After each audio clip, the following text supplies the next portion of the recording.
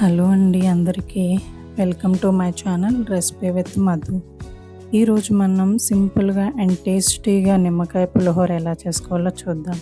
మీరు ఈ video skip చేయకుండా ఎండింగ్ వరకు చూస్తే ఒక 2 ఇంగ్రీడియంట్స్తోనే మనకి టెంపుల్స్లోని ఇస్తారు కదా నిమ్మకాయ పులిహోర, అది ఎలా టేస్టీగా వస్తుందో అంత టేస్టీగా మనం కూడా ఎలా చేసుకోవచ్చో చూపిస్తాను. ముందుగా చిన్న గ్లాస్తో 4 గ్లాసుల బియ్యం తీసుకొని ఒక 2 to 3 టైమ్స్ బాగా వాష్ చేసి ఒక హాఫ్ అన్ అవర్ పాటు నానబెట్టుకోండి. హాఫ్ అన్ అవర్ తర్వాత రైస్ని బాగా ఉడికించుకోవాలి. దించే ముందు కొద్దిగా పలుకు మీద దించుకుంటే మనకి లెమన్ రైస్ అనేది పొడి పొడిగా వస్తుంది. రైస్ అనేది ఉడికిన తర్వాత జాల్ లాంటి దాంట్లోకి మొత్తం రైస్ వేసుకొని వాటర్ మొత్తం పోయినంత వరకు ఉంచుకోవాలి. వాటర్ మొత్తం పోయిన తర్వాత రైస్ అనేది పళ్ళెంలోకి తీసుకొని అటు ఇటు స్ప్రెడ్ చేసుకుంటూ ఉండాలి.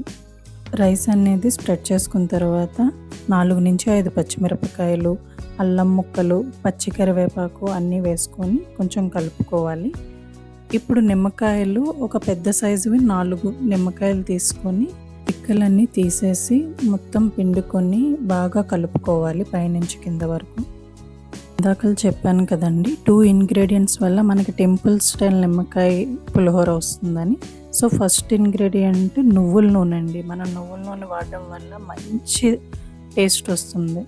ముందుగా స్టవ్ ఆన్ చేసి కడాయి పెట్టుకొని నువ్వుల నూనె యాడ్ చేసుకొని కొంచెం వేడెక్కిన తర్వాత పల్లీలు అనేవి యాడ్ చేసుకోండి. పల్లీలు అనేవి బాగా వేపుకోవాలి. ఇంగ్రీడియంట్ వచ్చి ఇంగువ వేయడం వల్ల నిమ్మకాయ పులిహోర టేస్ట్ అనేదే మారిపోతుందండి. సో ఇంగువ వేసుకొని కొంచెం ఫ్రై చేసుకోవాలి. వేగిన తర్వాత ఇప్పుడు పచ్చెనగపప్పు కొంచెం, మినప్పప్పు కొంచెం వేసుకొని కొంచెం సేపు వేపుకోవాలి.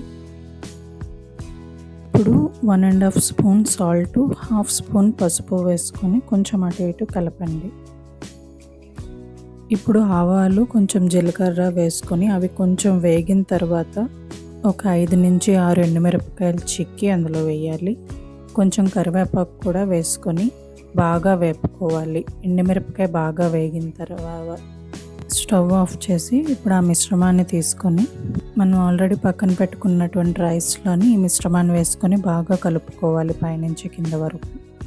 చూసారు కదండి, నిమ్మకాయ పులిహోర రెడీ అయిపోయింది. సో మీరు కూడా ఇంగువ, నువ్వుల నూనెతోని ఇలా నిమ్మకాయ పులిహోర ట్రై చేసి నాకు కమెంట్ బాక్స్లో చెప్పండి. ప్లీజ్ నా ఛానల్ని లైక్, షేర్, సబ్స్క్రైబ్ చేసుకోవడం మర్చిపోవద్దు. Thank you.